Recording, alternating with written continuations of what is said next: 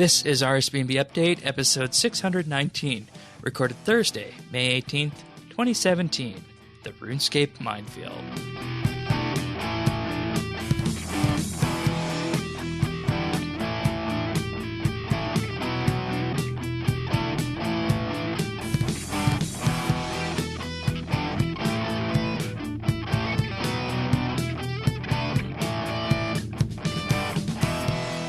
Hello everybody, and welcome to RSBAND Update.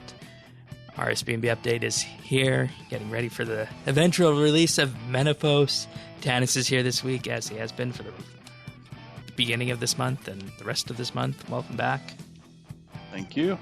And also joining us is Sierra Pyro from Clan Quest, who has some experience with the core update of this week and has used this product in the past, haven't you? Hello. Yes. Yeah. I've used the orb plenty of times, and I've done some of my own color correction, but I like this. Yeah, so that's one of the things we'll, of course, be talking about. Some bombshell information regarding Menaphos, and, well, some horrible news and tech news this week. So lots of things to talk about this week. So let's just jump right in with this week's core update, and that is the custom skies and custom skyboxes, image filters, and competition associated with this. So this seems very much like a Ninja update that just worked its way into game and is something probably a lot of people have been asking for a long time when it comes to Orb of Oculus users, correct? Something along these lines, yeah. I wouldn't have thought of this specifically, but I'm glad it's there. Right. So you might be wondering what happened here. Well, they updated the Orb of Oculus so you no longer need to have the device in your inventory, and you can just basically right-click on the world map icon and choose free camera, and you will get the Orb of Oculus interface that we have all become accustomed to. So you can enter that and move around the RuneScape world as you normally do. But there's more. They also added the ability to change the RuneScape skybox, and they also added a ton of image filters.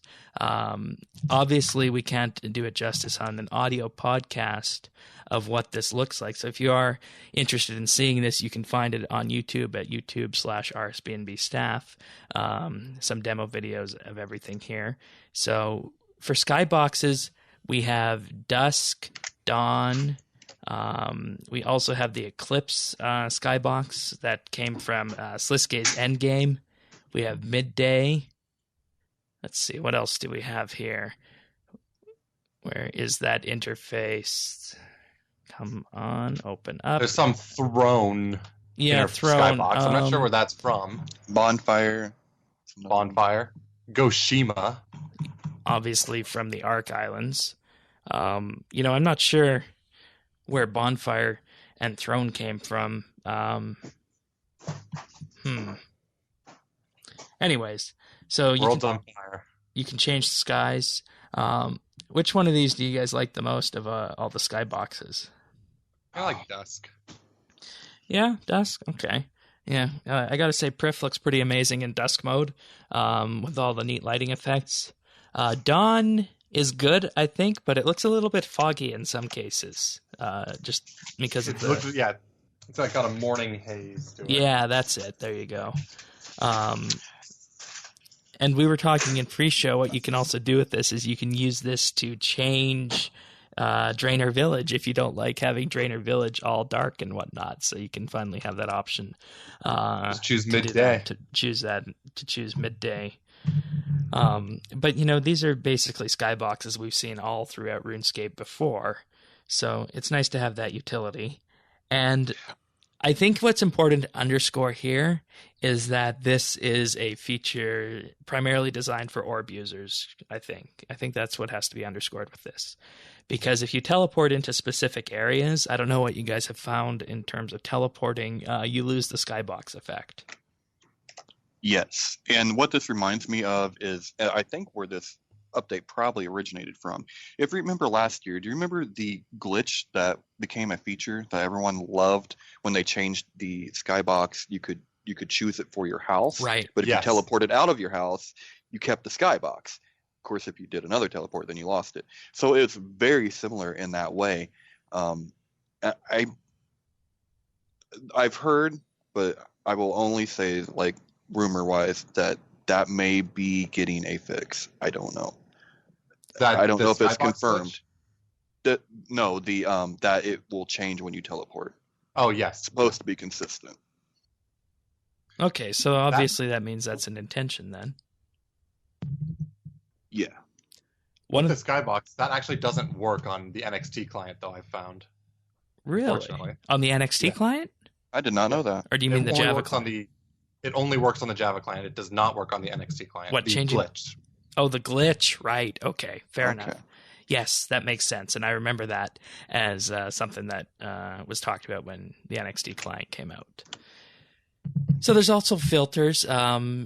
Various filters include the River of Blood hallucination. Everyone remembers that one from that last vampire quest. Also Blue Shadows, Magic Toad, Aminishi, Spirit Realm, a Goshima filter, Zemarigal's Scrying Pool. So basically a bunch of area filters from where we've been on quests that you can choose if you're wanting to replicate that area.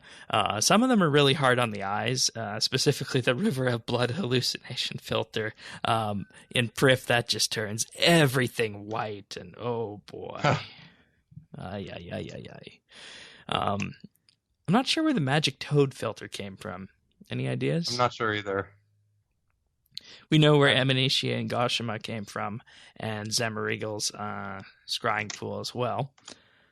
And then there are some standard filters that you would expect to find on websites like Instagram and in general, if you were doing color correction in RuneScape. And yeah, I kind of just threw that in there that people could end up taking their own RuneScape Instagram-ish kind of filters. We got options for warm, cool, sepia, cell shade, cross-process, high contrast, color inversion, and grayscale. My personal favorite. Grayscale, yeah. And why is that? It's interesting to look at the game in grayscale, and I've been messing around with it to get a very much noir look. Yeah, like you and I were talking about 1920s New York kind of theme you could build in a RuneScape murder mystery or something like that. Deal with an axe or a bolt to the head, I think, as you put it. That was going to be my execution method. But Tanis, you also enjoy the color inversion one, and explain a bit about that. Yeah. Okay. So I don't believe this was like intentional, but it doesn't matter because Jagex did a great thing here, and this actually can help accessibility. And what I mean is sometimes it can be hard. You know, everyone knows my backstory. I'm legally blind. I use a magnifier, and sometimes lighting can really affect my gameplay. And so to be able to have the ability to take a dark area and make it lighter, or vice versa, for whatever I need, and then to throw a color filter. Sometimes if you invert colors, that can be very helpful for people that are colorblind. So, so the grayscale can be absolutely great. That's actually how that's how I use my computer normally. Is I have it's all black and my letters are white stuff. It helps me see it. So this is really, really good. Like I said, I don't think they intended it necessarily, but it's a happy effect. So I love it. And on the same note, like the Eclipse is Skybox, awesome. Like it just looks good everywhere. Very creepy too. Awesome. Yeah, it is, but it's so cool. Yeah.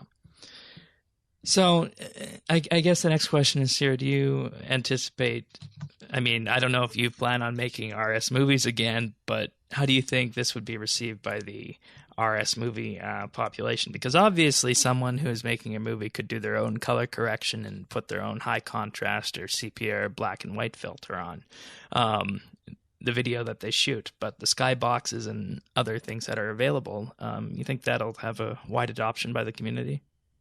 Well, I don't know how much of a community is left at this point to begin with. But that's a good point. One thing that this can do that you can't do with just adding something in post is lighting. You can't change the lighting or the shadows of something in post. True. So like if you mess around with the dusk setting, you'll see clearly that all the shadows shift around. Then you go to dawn, they shift around again. That's stuff like that. That is something I think that people don't realize about the NXT client is that there is in effect a sun in the sky, and the changing skybox lets us see that. And the shadow engine of NXT is really on display here in that you can see it shift as you switch between skyboxes, which is really amazing. And, once again, another reason why we have NXT and why, it was such a great update last year.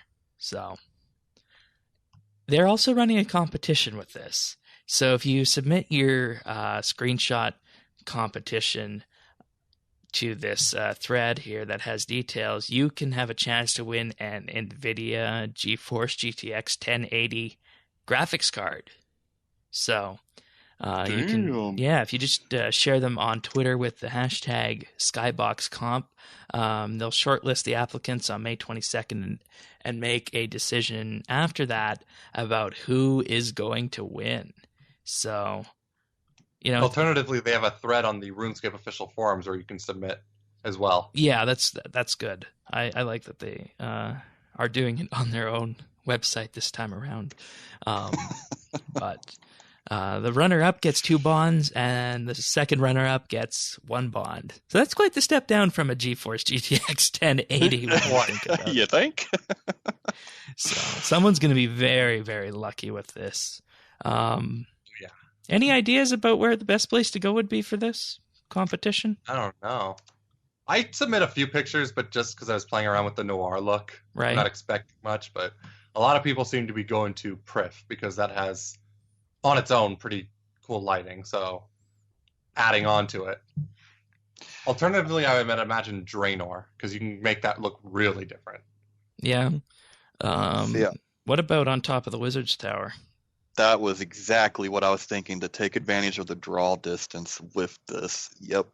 That's what I was thinking too. There's another one posted on the first page here, the Clan Citadel. You can see the sky's an option there. I mean, not too many people think about the Citadel, but hey, it's an option. Get a nice shot of the Dominion Tower from the Citadel. Oh yeah, there you go. That would work as well.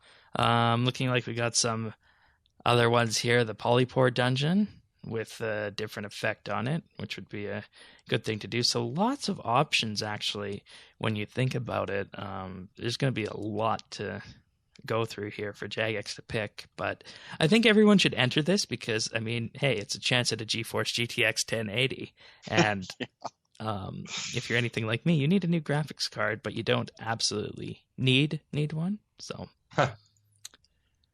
I don't even know if that would fit my computer if I won that. Well, there you go. That might spur an entirely new upgrade after that. All right. Anything else on these filters and skyboxes before we move on? I just want to say once again, for the second time this month already, we are seeing the power of NXT, the modernization of RuneScape, and good job, Jagex. This is what we wanted. You're taking advantage of it, and I'm really pleased, really happy. Indeed, and I think without it, this is exactly why the Java client needs to be kicked off to the side, which will happen eventually. So if you're not using NXT right now, you should definitely give it a try. All right, Sarah, did you have anything else? Not really. I've noticed a few bugs, but just got to give them time. Yeah. I actually liked your black and white screenshots. You should post some of those in the competition thread.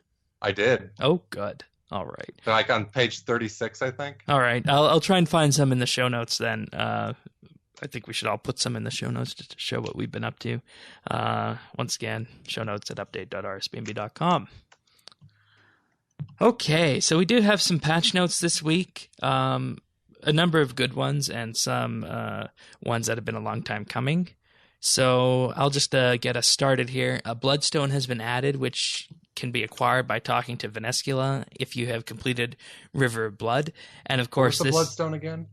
It's kind of like the Daystone and the Nightstone that you get from God Wars 2, except this lets you change the sky around. So that's what's going to happen there. Now, here's something that I think a lot of people are going to be very happy about. So you'll remember that we got the Sun Spear after River of Blood and got an upgraded version of it. Or no, it wasn't River of Blood. What was the second last vampire quest? I can't remember the name. Lord of Vampirium. Lord of Vampirium. We got a sword after Lord of Vampirium, and then we got the Sun Spear after River of Blood. And the idea behind this was that it was a level 78 weapon that could be augmented, and you can change the combat type. But the downside was that you could only change this combat type when you weren't in combat. So the two-handed Sun Spear and its augmented variation can now swap styles during combat. So basically what this means is if you've got some critter out there who is prayer changing on you and you want a weapon that can easily swap between ranged and magic, well, this is the weapon you use, because with a simple right click you can be doing ranged 1 minute and magic the next. So this is huge for this weapon, and I think was one of the initial detractors of it. And if you're looking for a cheap weapon to use for basic Slayer, there's no reason not to use this Sun Spear now, a level 78 augmentable weapon. So I'm very happy about this. And if I was doing Slayer, this is what I would be using, unless I needed some more firepower. So good job, Jagex, on this one. One thing with the patch notes that I don't see on here that is relevant to the last point is that the Nightstone and Sunstone have had the 90-second cooldown removed. Oh, good. All right.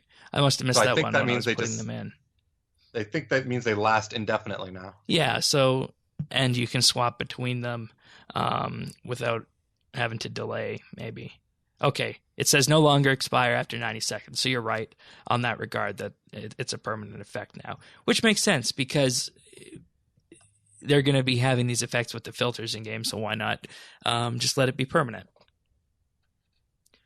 Also, a toggle has been added to the world hop interface to ignore confirmation when left click world hopping. I don't know if a toggle is needed for this. What do you guys think? Hey, another toggle. You want a toggle? You get a toggle. You get a toggle. Everybody gets a toggle. I think you just summed up the feeling right there. I mean... Yeah. Yeah. A world switcher is a simple thing and should not need to have options to it. No, I agree. Messages from using luck-enhancing items like the Ring of Wealth and Luck of the Dwarves are no longer filtered. That's good. Because obviously you can either have the filter on or filter off, and if you have the filter off, you get way too many notifications coming across your screen. And I think with the recent luck rework, people definitely want to see Luck of the Dwarves and the various other luck rings when they activate, because sometimes the drops can be indistinguishable. So... that's good this has been added. And I know some people were waiting for this for a long time. All right, now here's something else that we have been waiting for a long time. Miscellanea.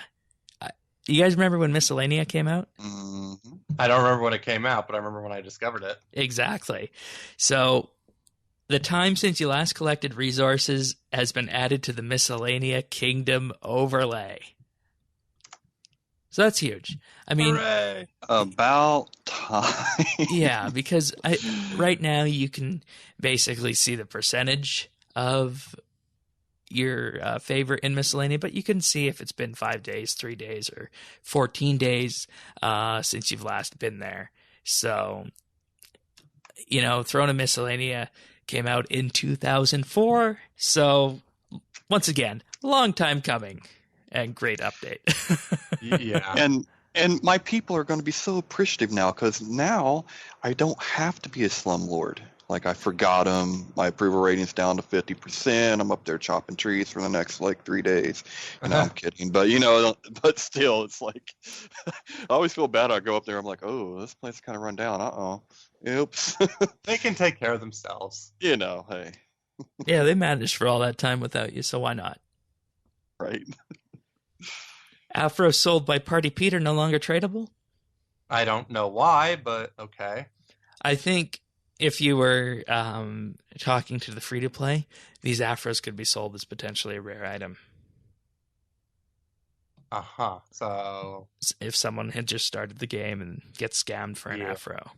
That would be my guess behind this, because that's the only reason. That's the only thing that remotely makes or sense they here. could have just made afros free to play. I thought afros were free-to-play. I don't know. I can look that up right now for you, if it's a free-to-play item or a members item. Let's see. Whatever. Doesn't really affect gameplay that much. No, it does not, but it was an interesting one here.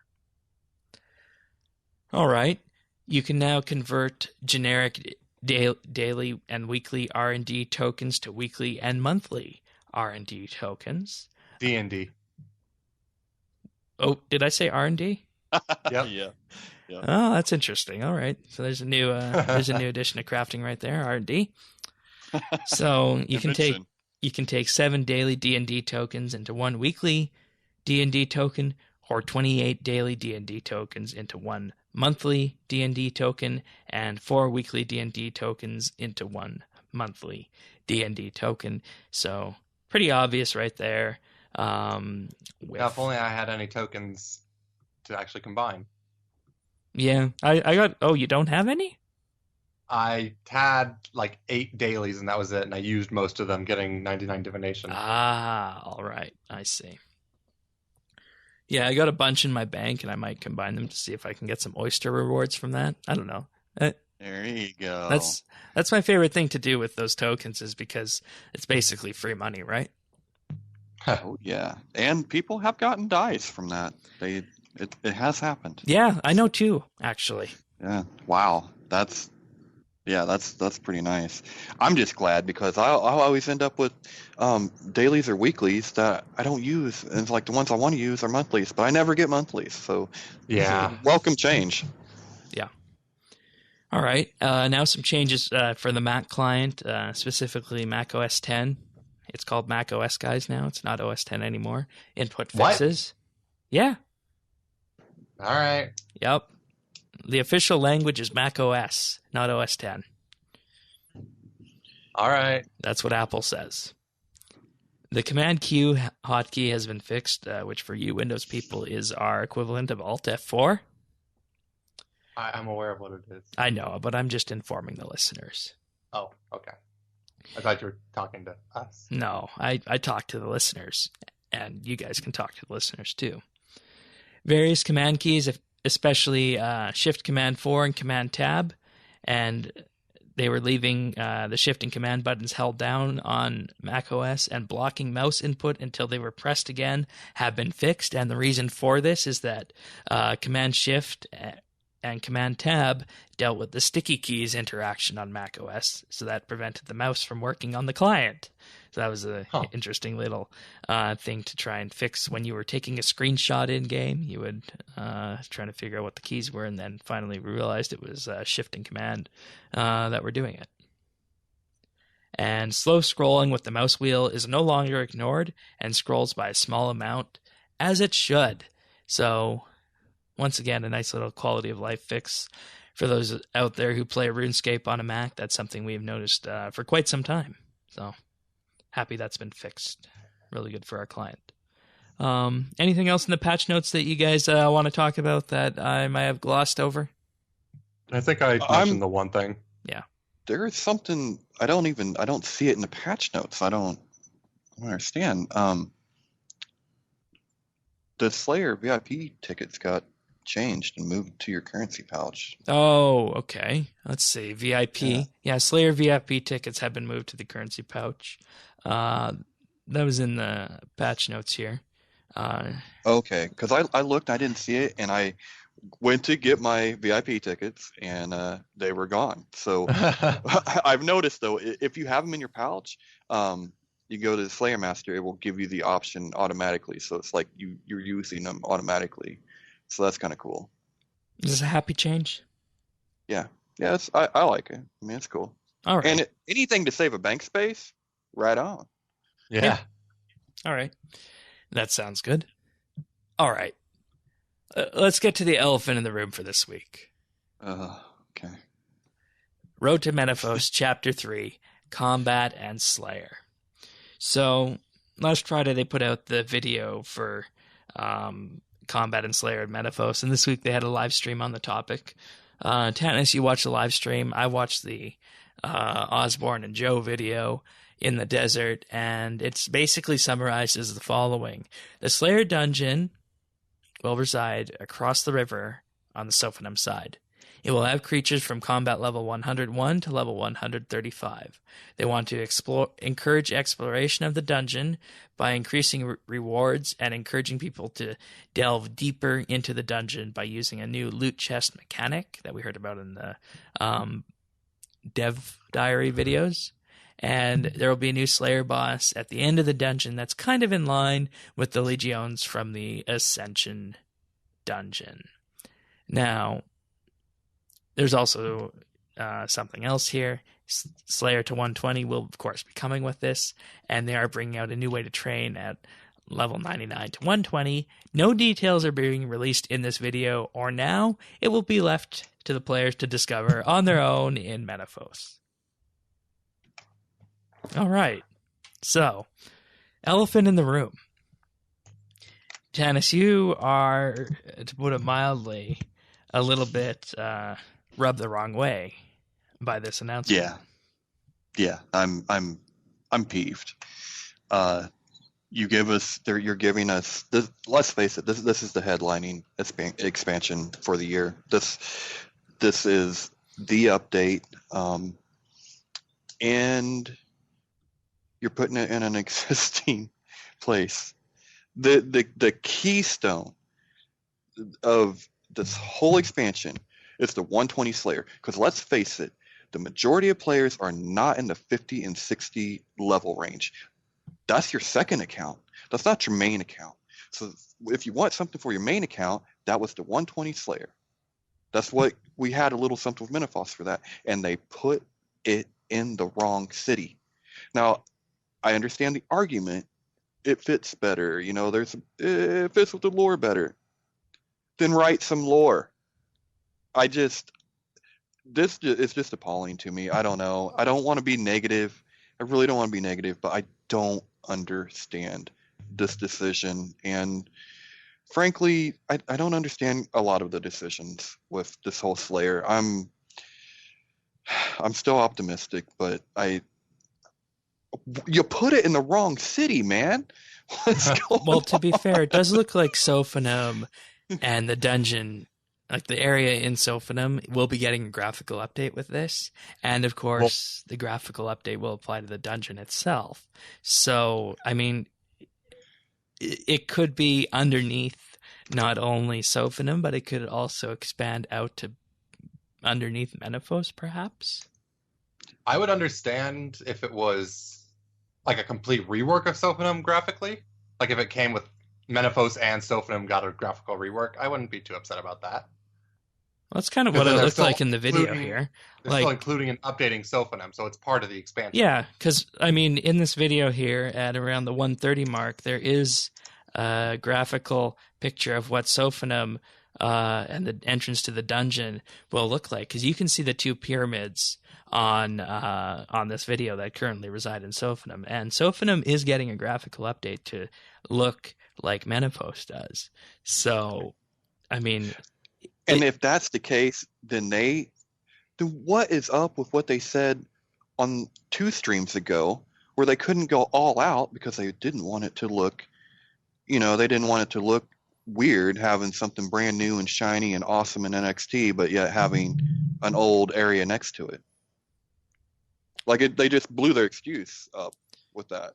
Well, I think, I don't know, it might be too early to tell here, but based on, the couple of frames we have here, it doesn't look like it's a complete rework of Sophanum. It just looks like it's a reskin and a retexture, because when they do a rework, they can either, update the textures and whatnot, or they can, completely create new buildings, as they're doing with Sears Village right now, and they did with Catherby, or they can just do a reskin like they did in Falador. So... and that brings up the next issue. And let me just say, I will deal with this. They're better. I just hope they're at least give us an entrance. Give us an entrance in Menaphos. Otherwise, I'm just I don't know. I don't know what to say. But on the reskin, we're getting what they said 12 new Slayer mobs. That's Six right. of them are things that already exist. They're adding the word corrupted to it. What is I mean, this is my problem, okay? No one expected this to be Prif. What I do expect is the same level of creativity and thoughtfulness. That is what irks me. Because Prif, there was things that had never been seen before. There was new training methods. There was new stuff. You just reskinned half of the new 120 Slayer and called it a corrupted Scorpion. What? And then on top of that, the new things. Did you see? Now I'm happy about. Well, what this. if they have new drops? I don't know. I don't know. Because it's going to be involved using the lazy. loot chest mechanic. And you're right. I mean, that is entirely what it presents here. And, from a development perspective, it isn't lazy because each of these new NPCs needs to be modeled. They need to have balancing and combat mechanics and, of course, drops put into them with the loot chest. So while it might seem like that on the outside, Jagex, I think, feels internally that they're doing a lot of work on this and players will appreciate it. And, as soon as I saw a couple of weeks ago the map of Menaphos and the fact that it's a 4-part video series about what is in Menaphos, I knew that expectations had to be tapered a bit because I knew whenever we talk about a new city, it's going to end up being something like set to the benchmark that we had for Prif a couple years ago, which is fine. And I think lots of people understand that and, would be happy with that. But at the same time, expectations need to be managed. And I don't think Jagex is doing a good enough job of managing these expectations. So and I completely agree. And I have been very measured with my expectations. And if they have to do all of that work, like you said, Shane, like if you're doing the balancing and the drop tables and you have to do all of that and even remodeling to an extent, why not throw in just the little dash? Because what I wasn't willing to bend with was the thoughtfulness, the creativity. I mean, to me, that's a huge part of it. I mean, I wanted to see something we had never seen before. I don't care if it's perfect. It doesn't need to be shiny and look wonderful. I want it to look good because NXT, but it doesn't. Like, I was very measured with what I was expecting. I didn't expect the best XP rates. I mean, I knew all that, but just to reskin stuff, and even though and if you're doing all that work on the back end, why would you not just take a little extra time and think of some new monsters? I don't know. This one is just, I hate it because this is the first time that I feel disappointed, and I haven't felt disappointed at all. This one though, I'm just going, I don't get it. I think you have a very fair point, and I think there's a lot of people who are going to see it the way that you see it, and what that materializes into on the day of release for Menaphos, I think will be defining for it. And while I want this to be successful, I definitely want this to be successful, and I think on its own the idea of this new Slayer dungeon is very novel. I think we can all agree with that, right? Oh yeah, there are some things that they have done absolutely brilliant on. The loot mechanic, brilliant. That's new. That's great. Good job. I like that they brought back the things from Halloween in 2015. That was one of the best Halloween events. Cool. Which was that? I'm okay with that. I think they're called they're Soul Devourers or something. I think it's what we were fighting in that mansion. All right. So that's cool. I mean, that's something you only fought once, so I don't mind bringing that. You know what I mean? You only saw it once for like a week, so that's different. But the loot mechanic, awesome. I love that they're kind of following a little bit of the Legion. The Legion dungeon was a really great ecosystem between people that could hunt for the keys and people that did the bosses. So that's a great mechanic to put in this dungeon. So that there are some good things, and I want it to be successful too. I really do. I wouldn't be being honest if I didn't share what I really felt when I watched that stream. Yeah. And I mean, I wonder, like, do you think that the majority of people are going to see it the way you're seeing it, as being a little bit lazy in regards to the NPCs? Because you said 6 out of 12 are going to be new, right? Yeah. That's half. It's supposed to be. Yeah. I hope so. I mean, I hope that I am the outlier in this. I really do, because I want this to succeed. I want it to be good. Yeah, and I think anytime you would have some kind of negativity associated with a huge update like this, that's a very, very bad thing. I'm wondering. What are you wondering, sir? I'm just wondering why are they doing a whole 120 update for 12 mobs, 12 monsters? Seems like not a lot. Well, I mean, I think it comes down to Slayer being one of the most favorite skills in game for many people.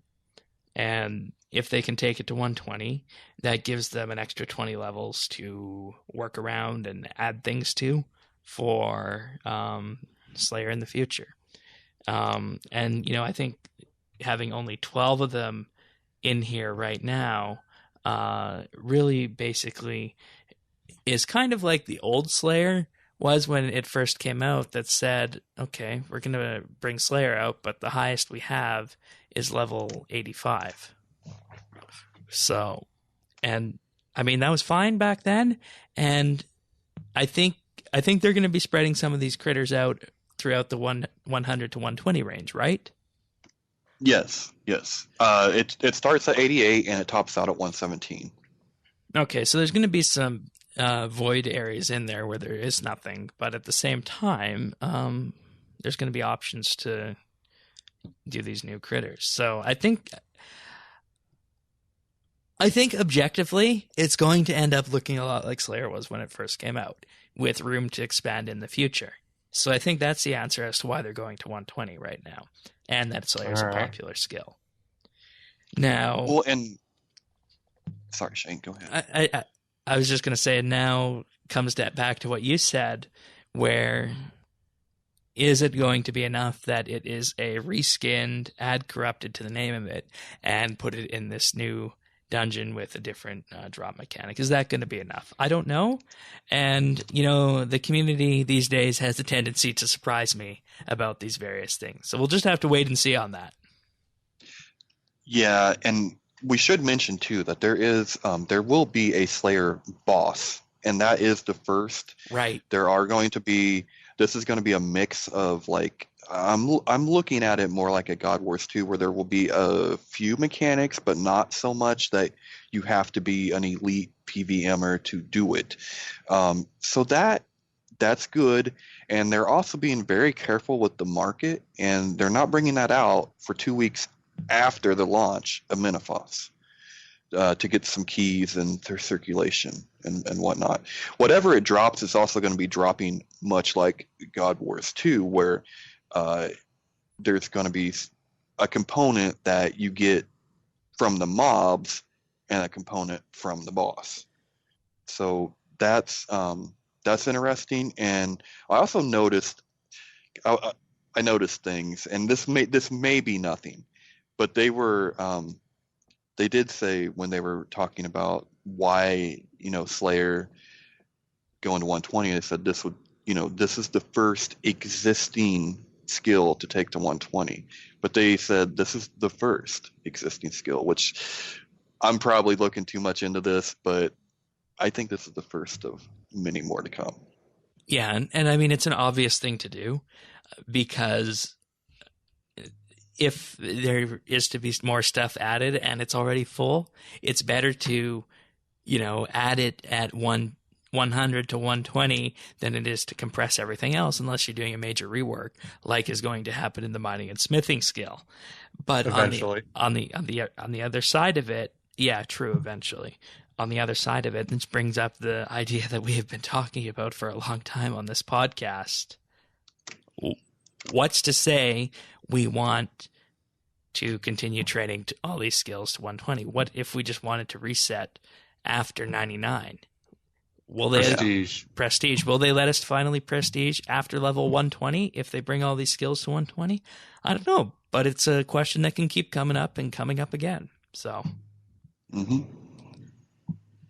All right. Anything else on Menaphos Slayer? I mean, it sounds like, to me personally, it has the potential to be a good update if you are looking primarily at the dungeon, the boss, and the new loot mechanics, and you can forgive that they're named the same things. Because what's down there, let's face it, is going to be a completely different model and different textures than what's already in-game elsewhere. So, and that's my take on it. If that happens, then I will. I'll take it all back. I'm afraid that my big fear was that you're going to have a scorpion from the old Taverley dungeon, and it's going to say corrupted on it.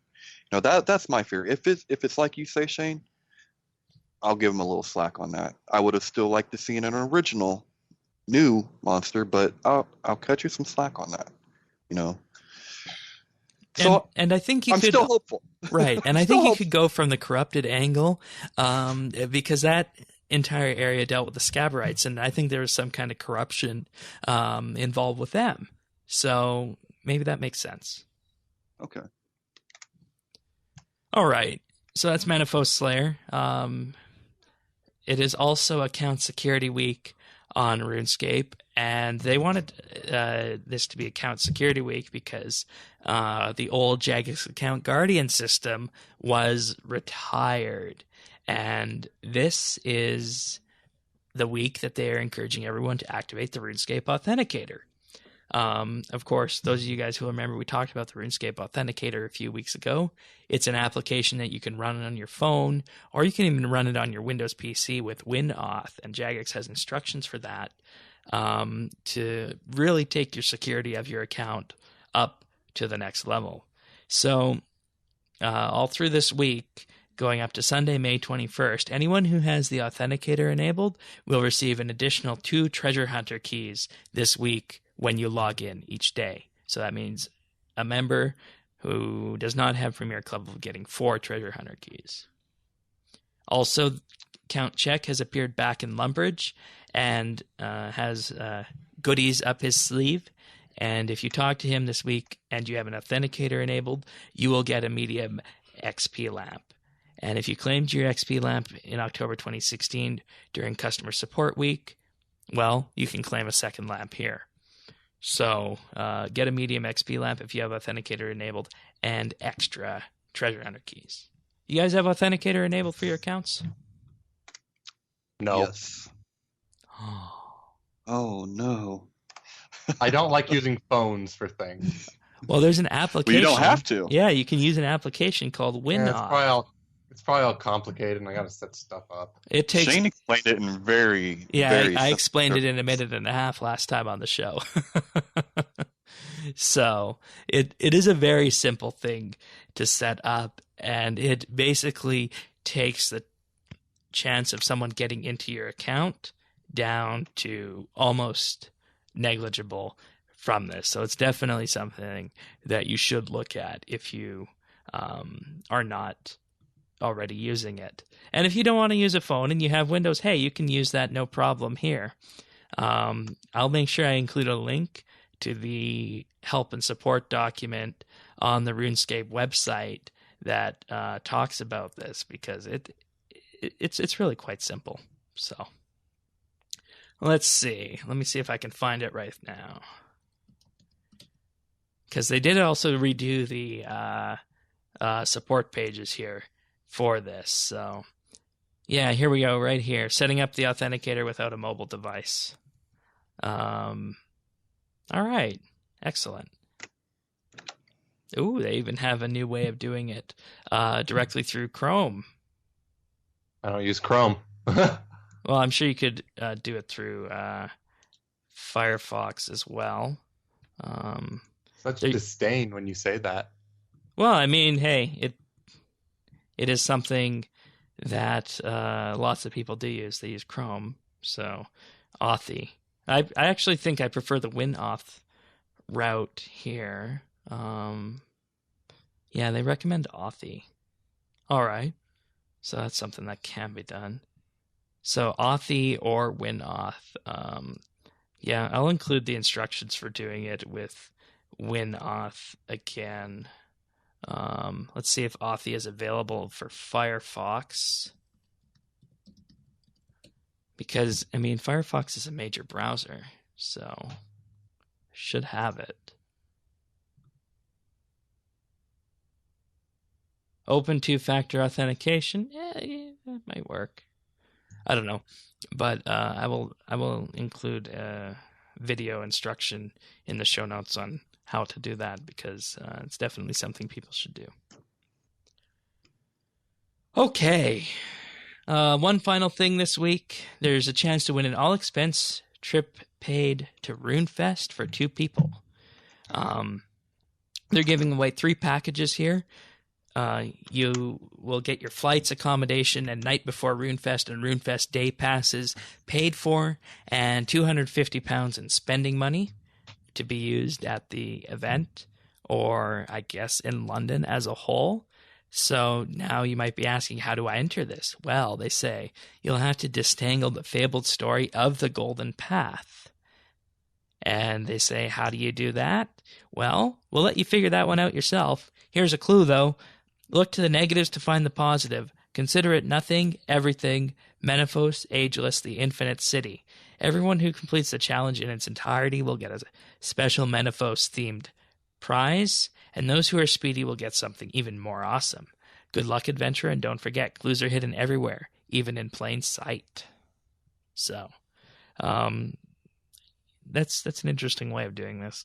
I think it would be great if they did have a way of entering this without doing this competition quest, because, I mean, this severely limits it to the number of people who will actually do this. So, But, I mean, hey, it's a huge prize, and they say if people don't want to go to RuneFest or they can't, you will receive a lifetime RuneScape membership. Oh, snap. Yeah, that could be pretty valuable too. And that's why I think, they should let everyone enter it. So they haven't offered lifetime membership in a while. That's right. So anyways, anything else RuneScape related before we move on to our discussion topic for the week? Nope. Don't think so. All right. Well, our next one is a topic about double XP weekends. From Pernasius and how we just appear to be having, so many double XP weekends here. So Pernasius says, hey guys, Pernasius here. My question this week is in regard to the bonus XP weekend about to hit us. Way back in 2012, Jagex told us we were not going to have any more of these. Then in October that year, we suddenly had a new version of it, double XP. Previous to this, the bonus XP was in a sliding scale from 2.7 times when you first logged in, steadily decreasing until it bottomed out at 1.2 times XP. At that time, I thought it was hitting us twice a year, which was more than enough. To be honest, I thought once a year would have been adequate. Now fast forward to the end of 2016, suddenly bonus XP seems to be thrown in the game without abandon. We have a double XP weekend in September, which really runs 3 days. Then we had bonus XP from 30th of December to January 5th. Granted, this was a 10% boost, but still, it ran for almost a full week. Roll forward to February, and again, we had a 3-day double XP weekend, which Jagex then added a full week whereby players received an additional 1 million bonus XP that started at doubled and lowered by 5% every 50,000 XP gained until the 1 million XP was used. This was available for the entire week immediately following the finish of the February bonus, and now, just 3 months later, we're having another double XP weekend. On top of all the cookie-cutter so-called special events that dump loads of extra free XP with skilling plots, such as the Build a Fair, Port Sarim event, Pirate Boat event down in Lumbridge Swamp, and the like, do you think Jagex have watered down the game too much? These events corrupt the economy and further eat away at the already dismal GP amounts that skillers are already victim of. Free cooking, free smithing, free construction, free crafting, the list goes on and on. Is it time for the developers to be more innovative and create actual fun content that is both rewarding and fun to play without being lazy and resorting to the thought of, hey, we want a new game update this week, let's reskin the Falador event again and dump more XP into the game for players to just grind away and not fully engage in said content? Even the mental health awareness event was so ho-hum. We simply got tokens for appearing in our inventory without any player interaction at all. I, for one, am sick of all these events happening one on top of another, seemingly month after month. Love forward to hearing your discussions regarding this, and happy escaping all. Pernasius. All right, what do you guys think of double XP weekends? I don't mind them at all. All right. They're typically only 2 a year. This year is special because of Menaphos. I'll get to that, but they drive traffic. They get more people online, more people doing things. So even if it is a single player, doesn't really involve community interaction, it gets more people on that could interact. Right. And it makes sense to Jagex's point of view that they would have a sort of a sweeps kind of weekend if you're going to compare it to TV, where they would just want to drive traffic to the game. Oh, okay. I see what you're saying. So you're basically saying they're marketing. They're for marketing over anything else, and the players get. I don't know, but I think that's part of it from their perspective because it definitely helps generate traffic, get people online. All right, I'm not sure if there's any business stuff behind it that I don't know about. Well, it would depend how many people decide to purchase extra treasure hunter stuff, right? Or renew their membership. For it, or purchase bonds. So, all right. What do you think, Tanis? I love double XP weekends. I think there's something special about them. Everyone gets excited, gets kind of giddy, gets twice a year. I think it's cool. Not everyone can make double XP weekends.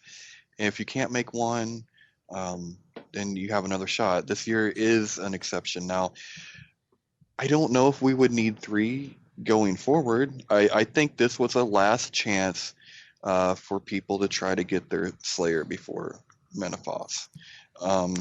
And that makes sense. I think you hit the nail on the head there, because aside from the people who want to have it when it comes out, the requirements for Menaphos are level 50 skills and a bunch of quests, or 2 quests. Right. And I know that the feeling is, I hear it all the time. Oh, RS3. Oh, easy scape. Yep. You know what? Give me easy scape, because I grew up with RuneScape at the same time. You know what I mean? Like, I feel like the game has changed as it was supposed to, as we have changed. I feel like the XP is not really an issue. I would much rather have double XP weekends and bonus XP all the time. I'd much rather have that. Now, I can understand what he's saying, especially when it comes to the fair, the beach. But the fair is crap XP if you are anything over level like 70. I mean, it's terrible. But it is getting old with the monthly stuff, and he is totally right about the charity event and the gathering type events. Yeah. We talked about that last week. So I mean, I could not agree more with you, Pernasius, for that. But there's just something special about double XP weekend that I really, really enjoy. And just as a final little thing here, we can't forget that while RuneScape is an MMO, and while we enjoy the social aspect of the game, it's not a competitive game. So your XP is your XP. Your achievements are your achievements. And I don't feel that my achievements have been watered down by anyone else. That's on me. But that's a personal thing. I know not everyone feels that way, but that's how I feel about it. I couldn't agree more with you there. Yeah, I'm in the same camp as well, and that's why I don't mind all the bonus XP that's coming into game. Because, I mean, hey, if you want to do that, that's fine. I'm not out there for XP and all that, chasing the high scores. And I think there are lots of options Jagex could do for that regarding those types who want to chase that. So that's not an issue.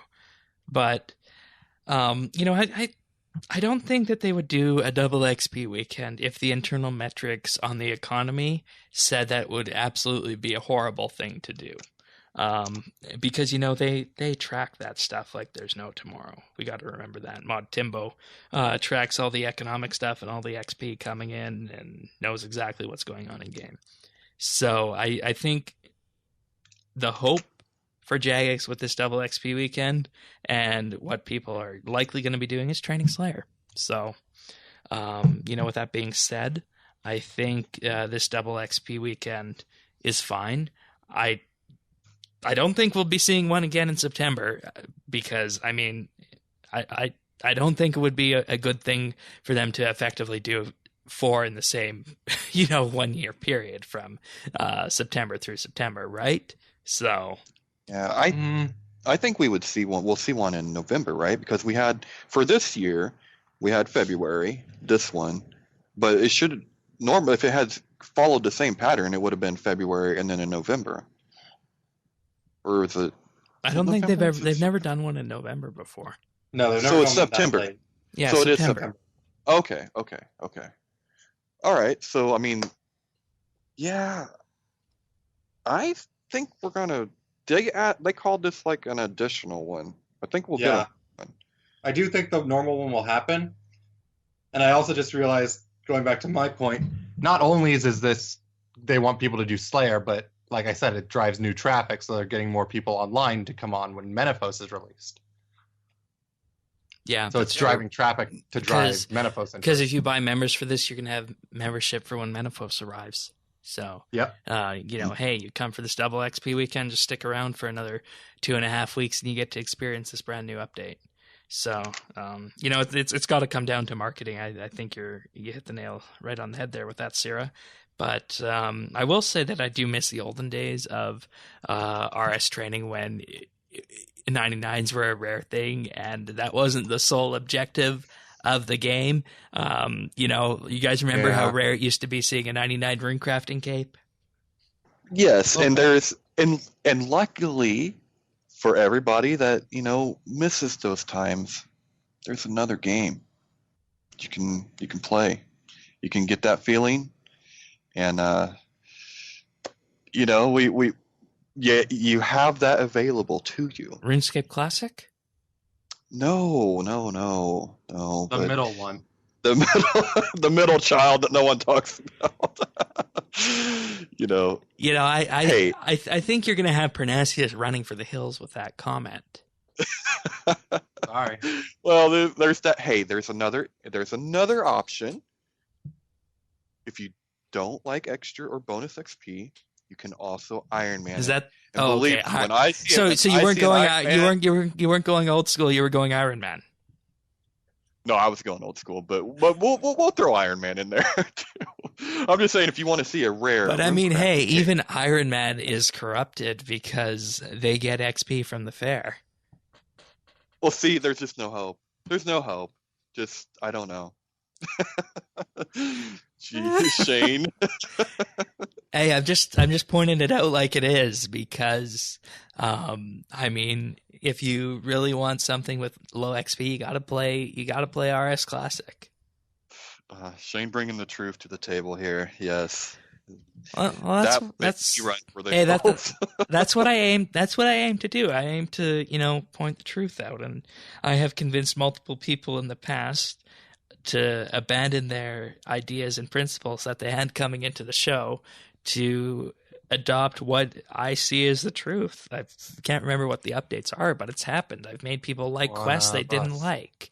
One of us. So, I honestly don't think it's old school. Yeah, I, you know, I've been dabbling a little bit. It has its appeal. I can see for some people. That would never be my exclusive game. But if you wanted to do things like they used to be done, that is an avenue for you to do. We want the Just saying XP it's rates available. and the values that the old game had. We don't want the RSI that comes with not having a make X system of old school. We want the I could beautiful graphics of NXT. We don't want the 2007 graphics of old school to hurt our eyes. no, I couldn't agree more with you, but just wait, because I'm willing to bet there'll be a toggle for that. Damn, dude. You're moving from one minefield to the next, Tannis. Well, I do. it seems like one of his points was I assume With we all should the just free- abandon all hope and start discussing the week's politics news on here, if that's what we're doing, right? Oh. Oh, No. probably not a good idea. I give, Uncle. You're getting very close to that. You're stepping on minefields and you're poking hornets' nests with this discussion topic. You know, I was unaware. I just like to. All right, Sarah, what were you going to say about this? Well, it seems like one of his big points was that it's all these updates, free cooking, all these free XP. It's all, how did he put it? No community or player interaction. And I don't think that that's just because of all these free events. That's generally where Jagex has been going in all of their updates. Is the less player interaction. That's a very good point. That's a very good point. More Slayer, more PVM, less. They don't give a damn about the skills. They've been moving that way for a long time. Yeah, and we pointed this out last summer on one of the updates where we talked about all the skills that needed rework, and I think there were only 3 or 4. Every single one of them that isn't combat. Actually, there's 3 or 4 that serve a purpose here right now, believe it or not. So, Well, I think the sad thing is I don't necessarily think that's what Jagex wants. I think they're trying to think of things that will get people to like congregate and talk absolutely. and socialize. Absolutely. But it's just not the I don't know how much is it our fault for being wrapped up in in our gains. I mean, I know I do it. Right? I'm guilty. I'm guilty. I'll check that. I'll use that Discord bot. Oh, type in gains. What do I do today? Like I don't know how much is us and how much is them. Maybe we're both guilty. Well, let's just do a show of hands here. What's the longest you guys have stayed logged in on a double XP weekend? I don't know. I couldn't tell you. Without a break? Without a break. Just without a break, I've probably never went more than. Well, I can't go more than maybe 3 or 4 hours. I have to take a break. All right. So you're saying in that regard, then you're not one of the people who used to run up against the 6-hour login timer. Yeah, no, I mean not in that regard, but that's kind of a health thing. I just right. can't can't do that. Yeah, I couldn't tell you. I don't know. I mean, I guess we'll find out this weekend because I'm running Clan Quest double XP weekend competitions, which will be started by the time you guys are hearing this. And, I questioned what skills we would go for, and by far the skill that got the most traction was Dungeoneering. So I don't know if that's just us or if it's the community as a whole. But that's man. So anyone that is in Clan Quest, consider yourselves lucky, because I spent 2 double XP weekends in a row trying to do Dungeoneering, and nobody was interested. It was terrible. Well, hey, there's another reason for you to join Clan Quest. Right. Yeah. See, I'm trying to get you to join. You'll join one day. Perhaps. But Perhaps. all right. So we've kind of moved beyond this, and I think in general we're just airing grievances here when it comes to XP and the XP culture in RuneScape. So I have to say I agree with Pernasius, but I don't think they would do a double XP weekend if it was unhealthy for the game. I want to underscore that, getting back to the actual preposition here. But at the same time, it has to be reined in, and I think in general people need to become aware of the game outside of the levels, the achievements, and the XP. I think that's all there is to it. So, I agree with that. Yeah. I think that about sums up all I need to say on this discussion topic, unless either of you guys got anything else. No, I'm ready to get out of the minefield while I still have all my limbs. Okay. How about you, Sarah? I'm good. Okie dokie then. If you guys want to send questions in, update.rsbnb.com/ask. Questions@rsbnb.com is the email address, and 571-57BNB is the phone number if you want to text us or leave us a voicemail.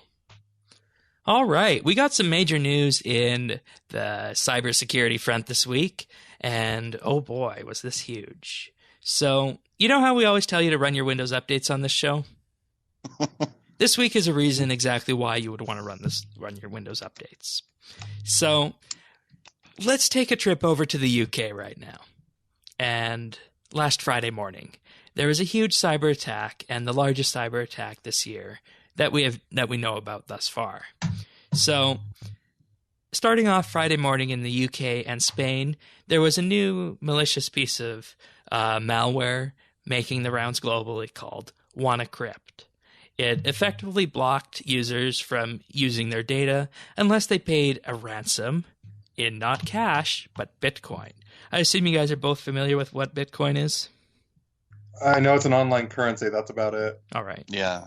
Well, Bitcoin is basically a cryptocurrency that's cash online. It can't be tracked, and it's just like real cash. If you lose it, it's gone, and there's no way to get it back.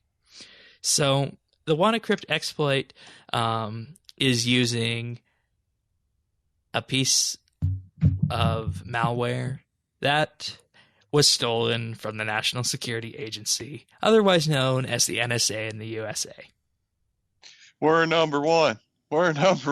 So everyone knew that this piece of software or malware that the NSA had was stolen earlier this year in a WikiLeaks publication. But prior to the WikiLeaks publication, a month earlier to be exact, Microsoft released a patch that fixed this vulnerability on March 14th.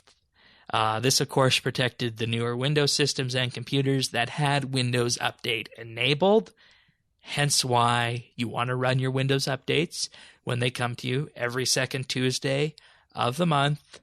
But unfortunately, since this was a worm and computers that were unprotected running Windows XP, because that doesn't get security updates anymore, were hit by this. And the biggest culprit of this was the National Health Service in the UK.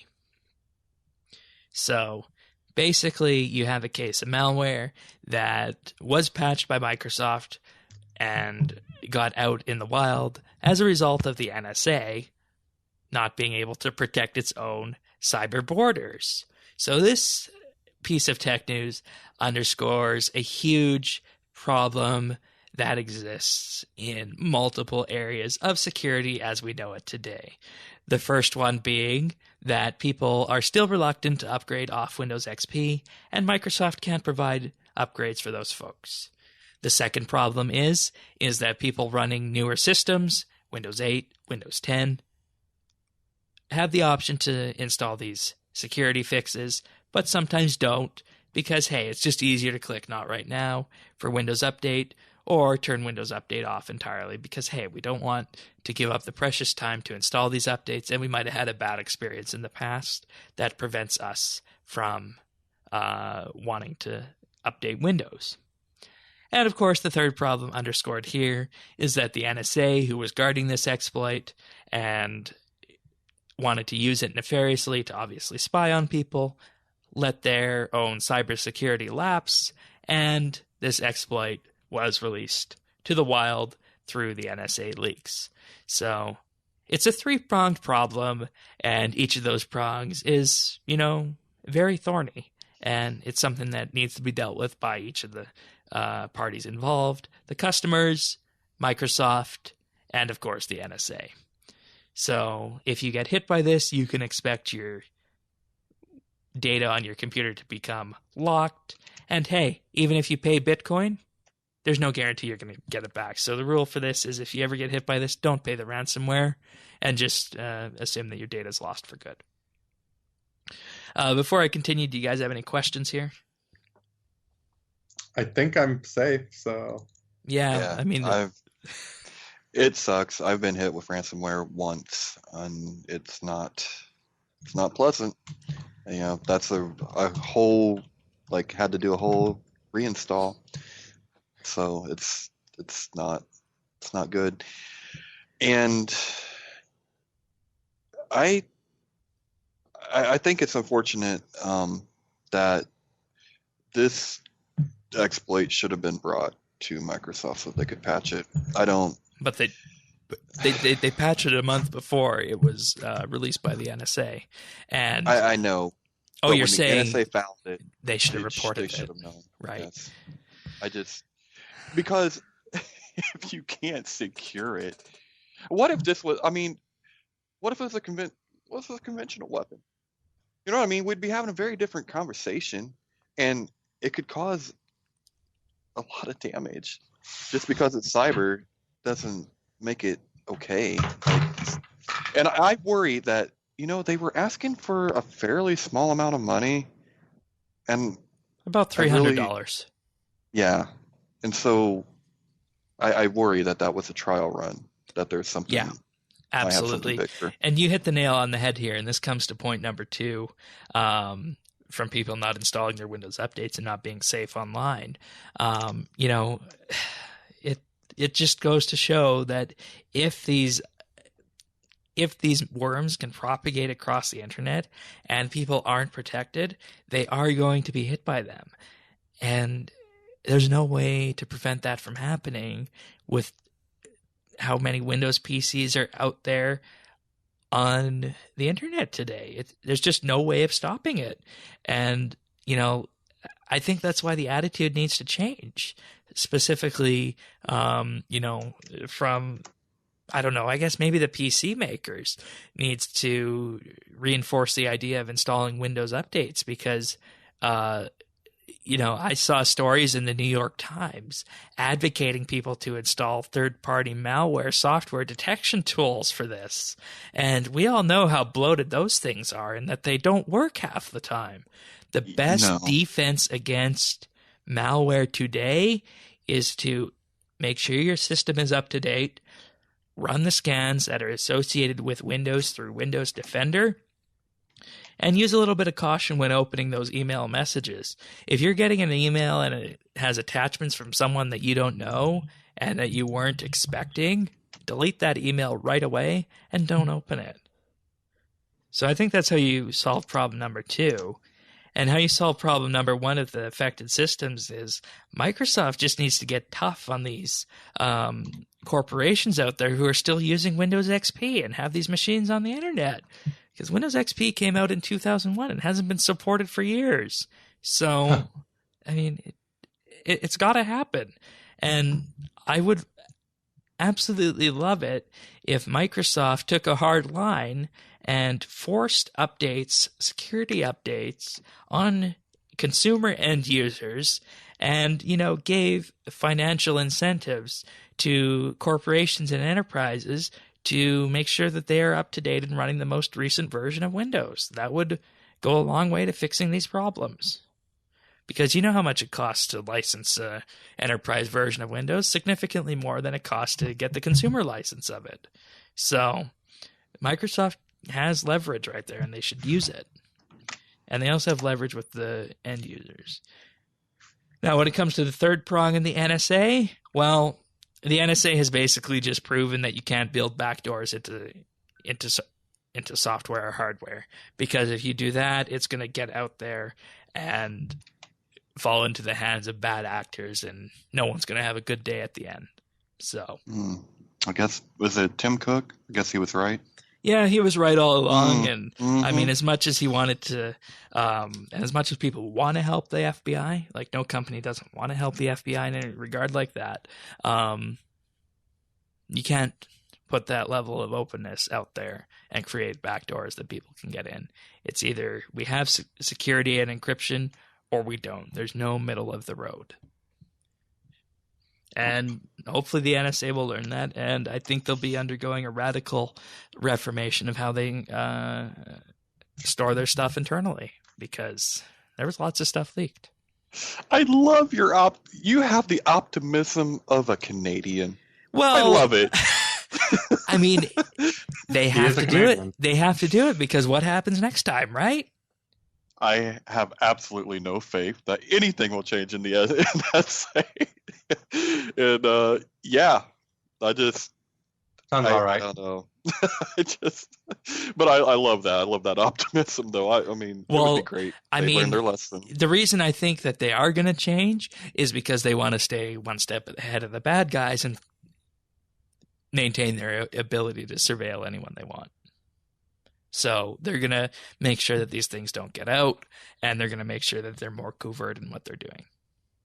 Ooh, and there the shoe dropped. Okay, I got you See? now. It's practical. It's actually practical. Right, and that's why I think the NSA is going to change the way they do things, because their core mission is to surveil, and if they can't do that successfully, they're not fulfilling their mandate, and they need to change to be able to fulfill that. So that's why I think they're going to change. It's not because it's a good thing to do.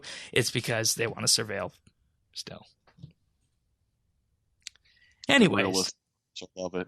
Yeah, so you thought I was being optimistic, I but know, I did. in the end, I was being realistic.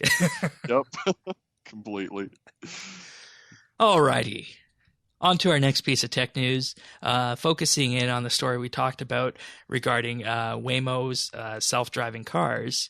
Waymo is actually going to lawsuit against Uber because Waymo, or no, I'm sorry. I might have got these reversed here.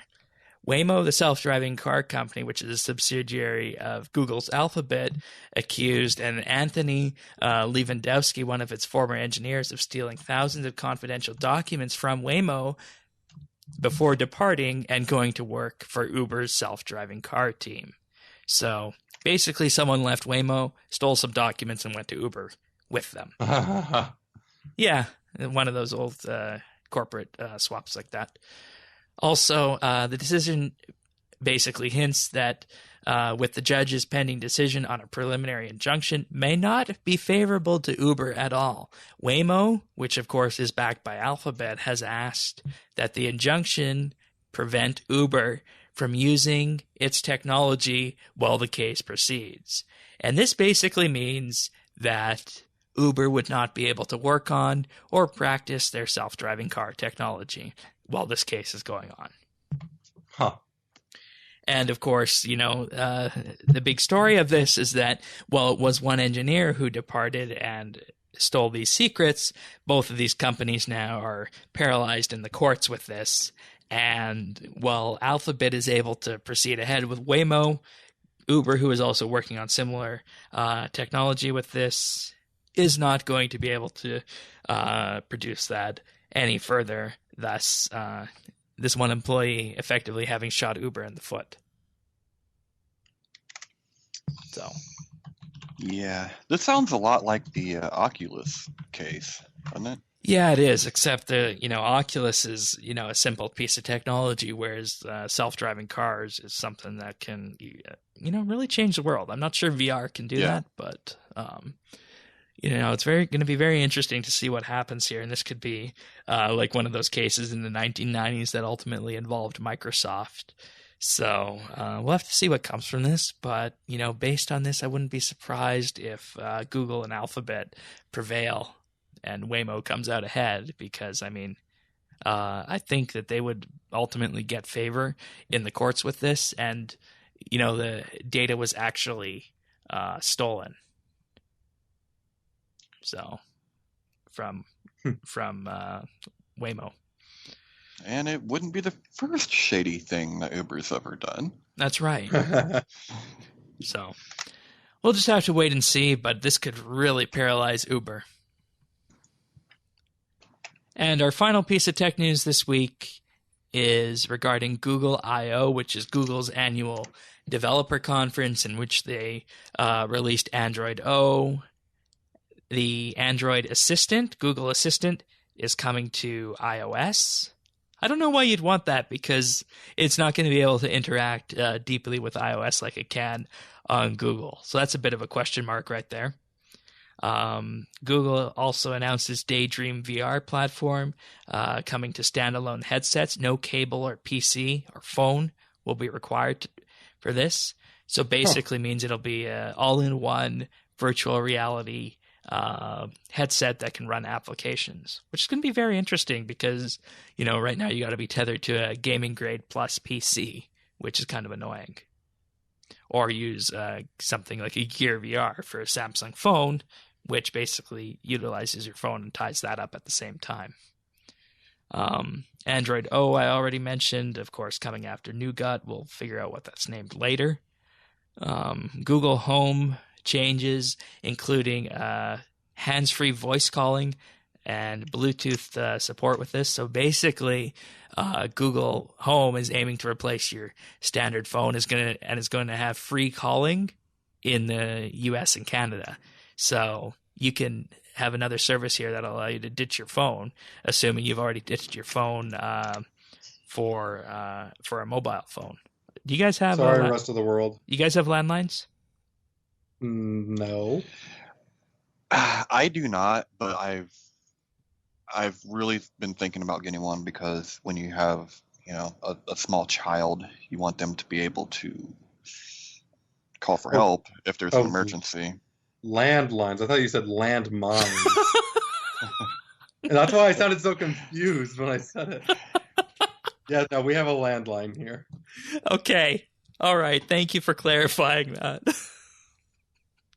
I would hope you don't have landmines in the U.S. No, we don't. Well, there's probably some compounds out west where some militia types probably have some. I don't know.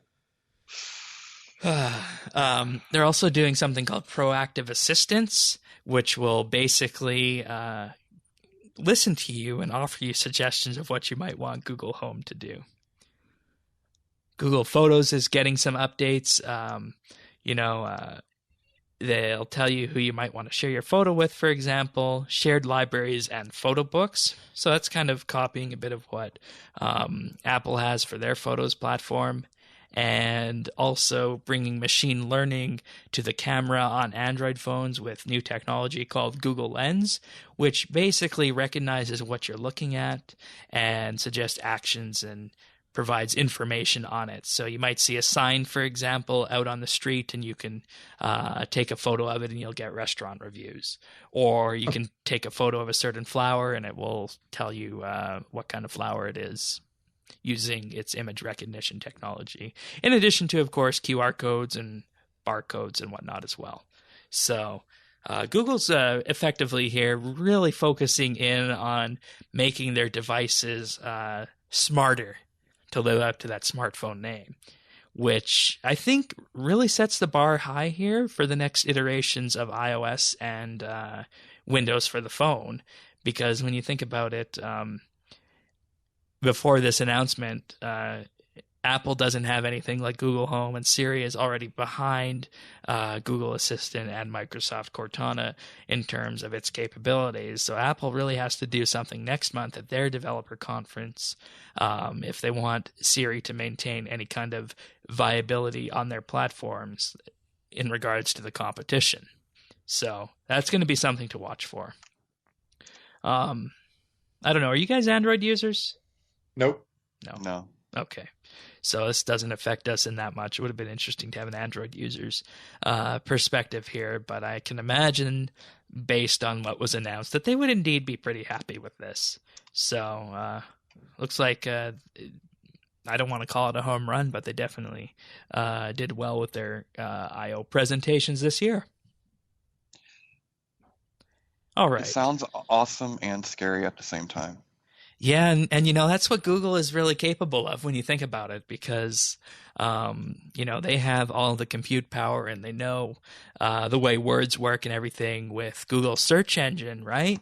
Now, if they can just bring that to media and the phone and your voice, then they are effectively on their way of augmenting reality around you with your phone and, of course, Google Home. So it'd be very interesting. This entice any of you guys switch to Android O when that comes out? Probably won't. They would really have to step up their accessibility with their phones. Right. So right now, Apple is they're just too good. They're just too good, and they've been too good for a long time. With the accessibility front entirely, I assume is what you're referring to. All right. Yes. Okie dokie then. Well, that's it for tech news this week, everyone. We're going to have a look at the May skill of the month right now, in which Touchpad Pro Adiron Chronon has just obliterated the competition here, maintaining his linear trajectory of about 5.5 million cooking XP per day. He started at 66 million XP in cooking, and he has since gained 92 million cooking experience, almost 93 million. Wow. Second place is Pernasius with 7.5. Third place is Flash with 3.8. Fourth is Whitey with 1.5. And in fifth, we have Pernasius. This is Iron Man, Iron Ass with 1 million XP gained. Everyone loves Pernasius' Iron Man name. It's the best. I told all my friends about it after the last show. That's great. All right, so we have some achievements of the week. Not as many as last week. We'll start off here with Pokemama 1, who got 99 Slayer on May 17th. Congratulations. Packrat 4, 99 Attack, also on the 17th. Roar Bob, 99 Woodcutting on the 16th. Kebab Thief with 99 Thieving on the 15th. Daydreamer with 99 Divination on the 14th. And Gloom Reborn on May 13th with 99 Ranged. And on the 12th, we had Dire Straits, who got 200 million attack XP and 200 million strength XP. Ooh. And then on the 11th, the Lion got 120 farming. Nice. Hooray. Diapolo? Is that right, Shane? Yeah, just wing it. Okay. 99 construction on the 11th. Grimy Tossles. Okay. 99 Thieving on the 11th. Sarah Pyro, I've heard that somewhere before. 99 Invention. And Max Cape. 11th. And Max Cape. All right. Congratulations there, buddy. Thank you. Wolfie got 99 Invention on May 11th. And Wolfie got 99 Agility on May 11th. This is a busy day for Wolfie on the 11th. He also got a Max Cape. Nice. Congratulations there, Wolfie. Did you guys do it together? Nope. Too bad. Would have been nice to see a joint event like that. But yeah, great achievements all around, and I shudder to think what next week's achievement section will look like with double XP. Oh weekend. Lord. Woo. Good job, everyone. All right. So, Tanis, I believe you have a pick of the week for us. I do have a pick of the week. So recently, a new game released that is it's pretty cool.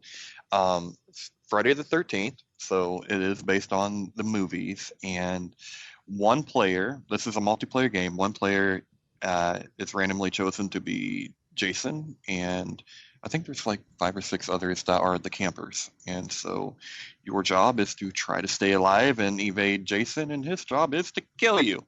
So it's similar to Evolve in that way. Dead by Daylight, if anyone's played that. Yes, that as well. So, but it's It's a pretty cool game. I had saw the beta footage probably 3 or 4 months ago, and I had been waiting on this game to release, and it finally did. So, yeah, check it out. Or you could wait a couple months because the Steam sale's coming, and the dates have been leaked. So you can look around at that. Oh, no one's going to buy games now. No one's going to buy games I know now what until then. and I know the date. All right.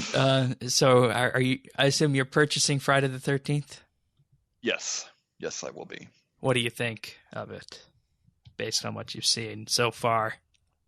I think it's going to be just a lot of fun. This isn't a game that you're going to take too seriously, but this is going to be fun. It's going to be a great game to stream. Plenty of jump scares with this one because, you're going against another person. You don't know what they're going to come up with. And there are bear traps and this stuff. So you can try to throw Jason off or catch him with a trap, and you can hide under the beds and just all kinds of stuff. It's really really pretty neat. So it'd be one of those games, turn out the lights, turn on Maybe Twitch. something to stream on Halloween. Yes, exactly. Yeah. So and it's just a very rich tapestry to work from. The Friday the 13th movies are great, and I think this game is probably going to be the best game that has come out of those.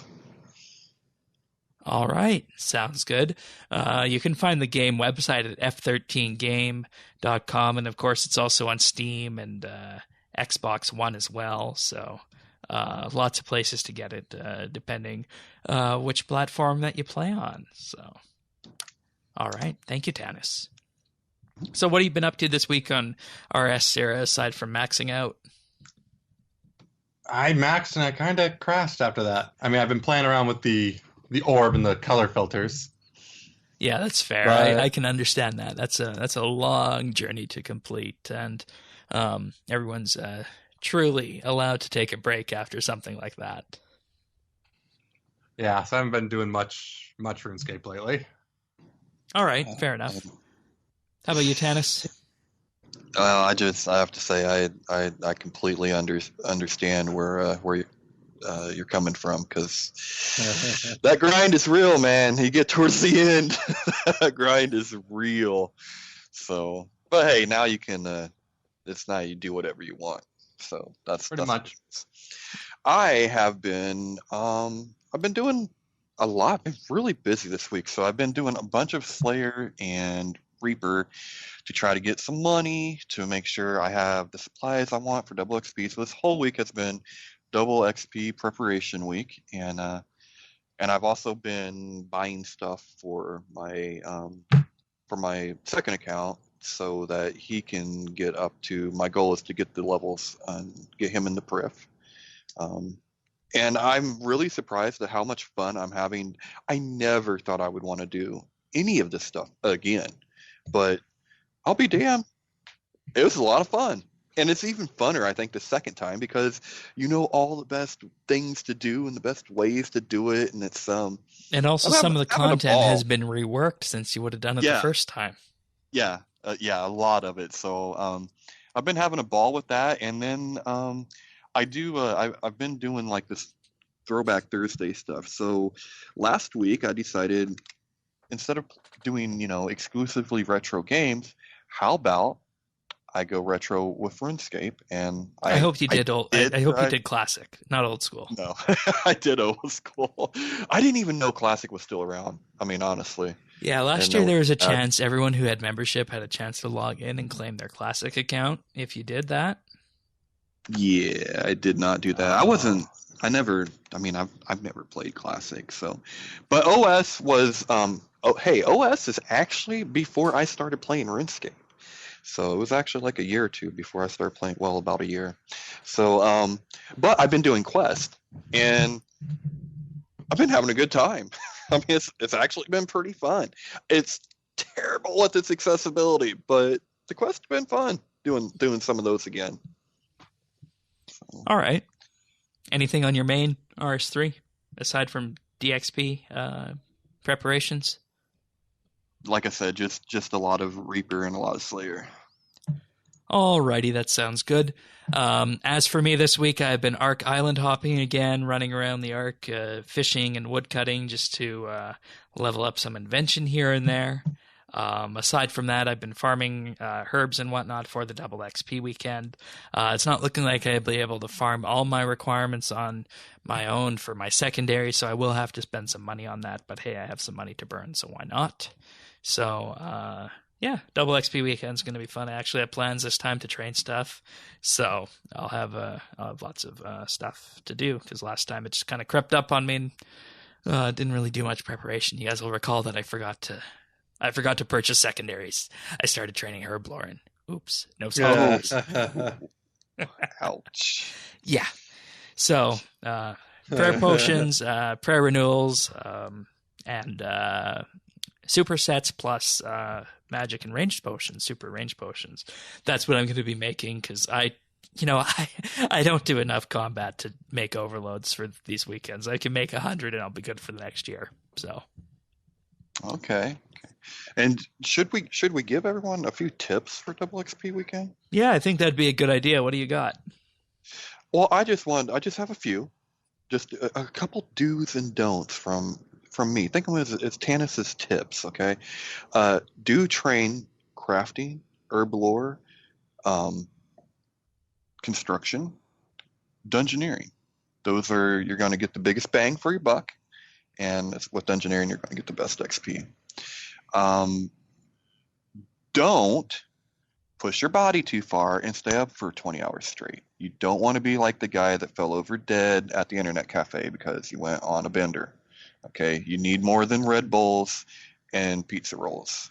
Okay? I completely got to agree get up with that. and walk around. Finally, don't be a dick and kill people in the Wildy agility course. Just saying. Just saying. I'd also like to expand on that and don't steal people's Slayer spots. Don't Yes. crash. Don't crash. Yeah, there you go. Don't crash. That's a technical term for it. I mean, it's double XP weekend. We all want to be there and accomplish the same thing. So, like that's not the weekend to do it. Like, there's never a weekend for it, but just don't do that on double XP weekend. You know, like, you find a different world. Go play on the French or German world or something like that if you really want to be alone. Like, I mean, that is a good option, and I would highly recommend it. And hey, you get to pick up some foreign language expertise at the end, right? There you go. And you have no idea what you're picking up. Ah, that makes it even better. It's all a mystery, right? But if you crash someone, I can take a few guesses. we don't want to give that advice to crash people. So. No, I'm just saying, if you did crash someone, you wouldn't need a dictionary to know what they were saying. True. My German is not that good. My French is okay. But all right. Well, thank you, everyone, for listening. And, of course, thank you to you, Sarah, for joining Tanis and myself for this. Always a pleasure to have you on. Yay. And we will see you next week for another episode of RSBANDBupdate. Thank you for sharing your time with us. Bye.